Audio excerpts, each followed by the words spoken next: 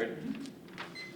Hill 97 says the debate is like the classroom is now in a white Western ideology that frowns upon black aesthetics and black communication style that pushes blacks further down the hill of disadvantage. It makes it hard to recruit for that activity. Coach Wilson exemplifying how fairness in debate plays out. White debaters are never forced to learn black vernacular, while black voters are forced to learn and engage white vernacular. This influence what perspective and ideologies are valued and impact the type of education that's produced in activity. No, this does not mean the ad needs to engage in a rap battle. However, there are 9 competitive response style spits, and most of our arguments prove our Coach Wilson argument, which means they lose. Plan fails because it fails to even engage, you know what I'm saying, the language of the oppressed that's right in front of their faces, which means they failed the litmus test. And fairness is an important issue in this debate, which means we win because it was unfair if we walked in. And our methods functions to increase black thought within leveling the playing field. Vote niggas is a precondition of fairness within this debate. And the Coach Wilson argument is a single voting issue. The fact that he spent the last 30 seconds to answering this shows how he doesn't care about the oppressed people. We speak about the death of kids, the resentment because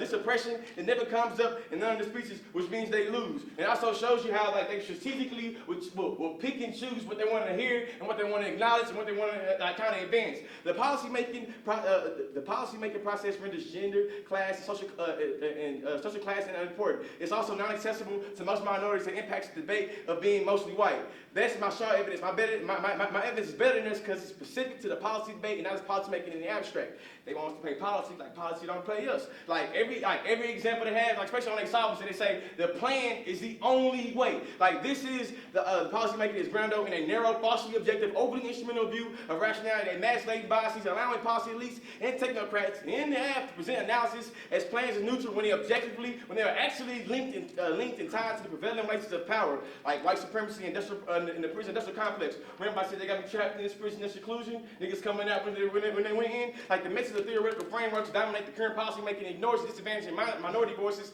further pushes political disenfranchisement. And then the plan provides a view from nowhere that assumes you can connect with the oppressed by just literally giving up a little wind and solar energy. This is what you end up this is what you time to the end of the debate. This is what you vote on, Judge. This plan right here. This plan does not guarantee that the United States federal government will respect this claim. All of a sudden, historically, they proved in cross-ex that there has been many promises made, legally, policy, legislatively, politically, and they've been going back on. He also proved, and cross-ex also exemplifies how they strategically chose to acknowledge and like put forth this, you know what I'm saying, this argument. And when you claim to get, like self-determination or sovereignty by doing the plan takes, they should lose because it's the same logic of giving a band-aid solution for a gunshot wound. It's fucked up.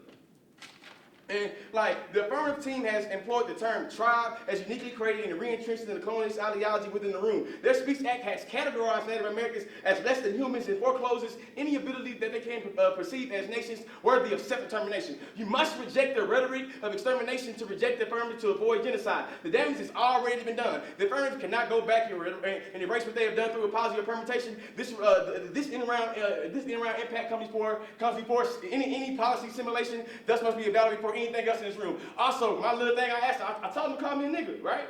His like, oh shit, did he really ask me that? Like, how he got uncomfortable about me asking him proves the argument that shit, language matters.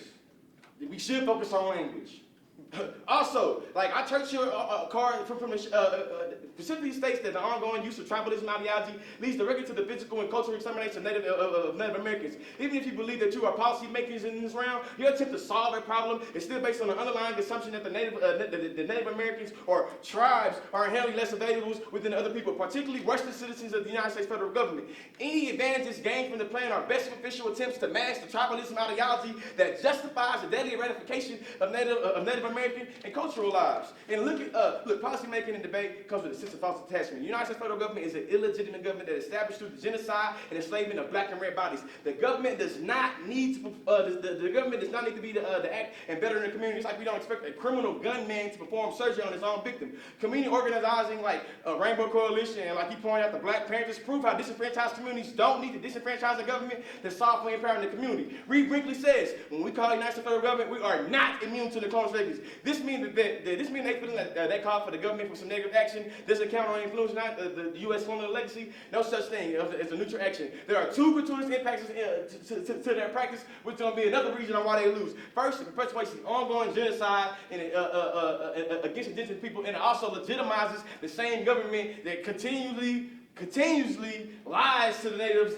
on giving them land back and also doing them trees. And second, it legitimizes the same government that labels black people as a person, the same government that continues to further disenfranchise blacks. My evidence is better than this because specific to policy debate, not policy making in the abstract. Reed Rickey says policy making pretending to be the United States federal government, it really distances them from what's going on. And this obviously, it proves when they failed the test. They're getting no perm. Every time, if there's a risk of me getting any link, that means they get no perm. That means they lose. And on top of that, they kind of put a burden on us to say, well, you have to prove some. Like, no. And also, like, pretty much the crux of this argument will come down to the next level. Like, within this debate space, they have proved how they have engaged within the language from this oppressed people within this debate space, how they go to the next level. They have proven within this debate space how they will act and function within the next level and not engaging or even understanding or even really, like, listening to the oppressed. Ball game.